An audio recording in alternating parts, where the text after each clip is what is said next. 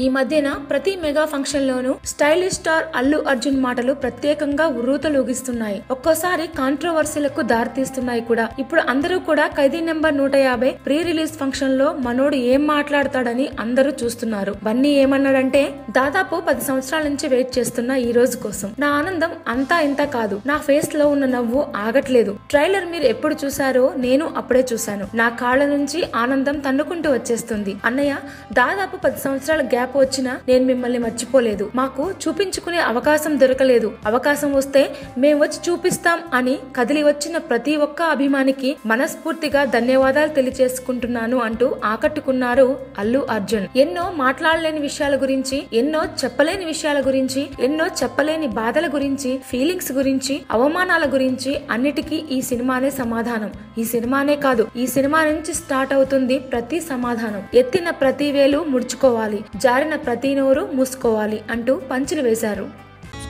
Please subscribe. Hi, it's me Purna. Please subscribe.